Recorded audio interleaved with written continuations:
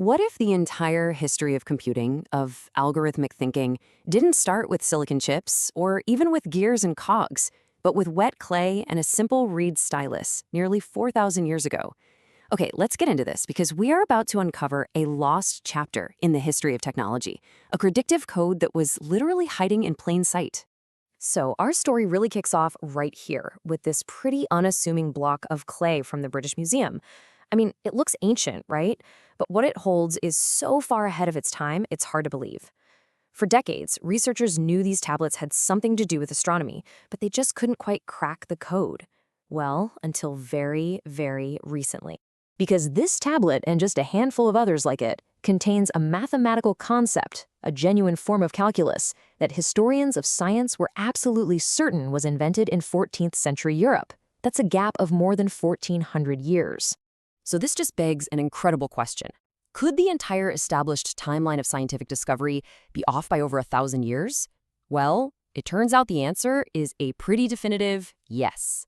So, in 2016, a historian of science named Mathieu Ossendriver finally deciphered these tablets, and what he discovered was just astonishing. The ancient Babylonian astronomers weren't just watching the stars, they were running sophisticated programs to predict their movements. And their main target? The planet Jupiter. You say Jupiter's path across the night sky is, well, it's tricky. From our point of view here on Earth, it seems to speed up, slow down, and sometimes even go backward.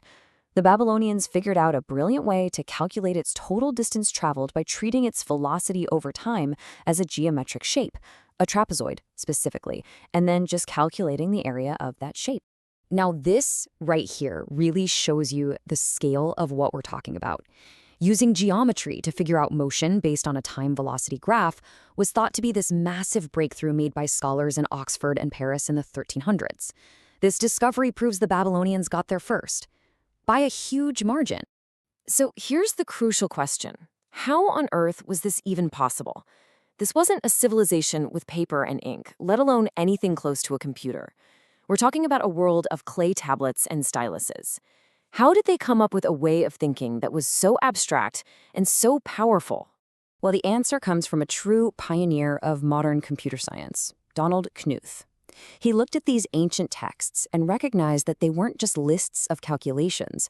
They were algorithms, real step-by-step procedures, a kind of machine language where the machine was a highly trained human scribe. You see, unlike the ancient Greeks who came later and were obsessed with axioms and proofs, the philosophical why, Babylonian math was all about procedure. It was a set of instructions, a recipe. It didn't waste time explaining why the recipe worked. It just told you step by step exactly how to get the right answer every single time.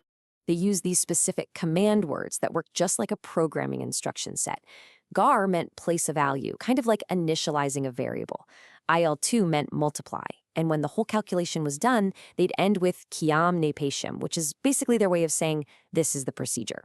It's just like the return statement you'd find at the end of a modern computer function. Okay, so if the algorithms were the software, what was the operating system? I mean, to run these complex programs, the Babylonians needed a really powerful numerical infrastructure. And guess what? They had one of the best ever invented. They used a base 60 system. Now, unlike something clunky like Roman numerals, this was a true place value system, just like our own base 10 system. And the number 60 is fantastic to work with because it can be evenly divided by so many numbers: 1, 2, 3, 4, 5, 6, 10, 12, 15, 20, and 30.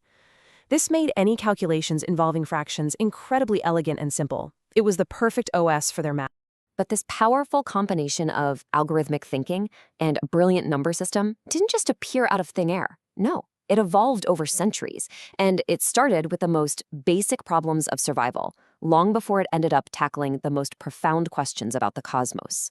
The very first algorithms weren't for charting the stars. They were for accounting. In the incredibly bureaucratic state of Ur-3, around 2100 BCE, algorithms were a matter of state survival. They needed them to audit grain supplies, to manage huge workforces for irrigation projects, and to bring some predictable order to a very complex and messy world. And just look at the range here. The The same fundamental, step-by-step logic scaled up from these administrative algorithms for auditing resources, basically the ancient equivalent of a spreadsheet, to solving complex quadratic equations, and even to iterative methods for finding square roots.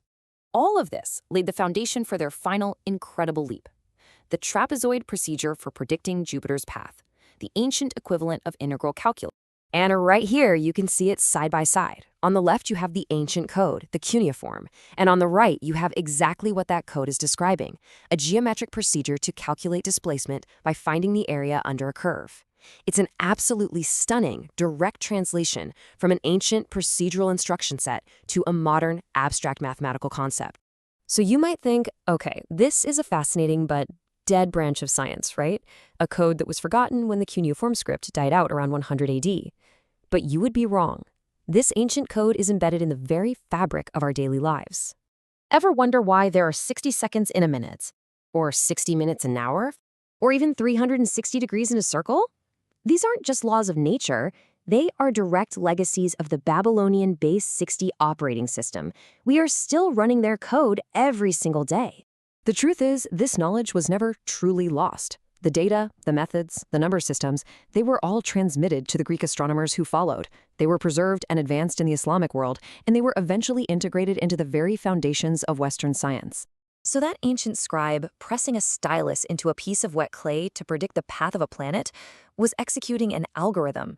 They were running the very first version of the same predictive code that now powers our financial markets, our weather forecasts, and our entire data-driven world. It really makes you wonder, doesn't it? What other revolutionary ideas from our ancient past are still out there, just hiding in plain sight, waiting to be decoded?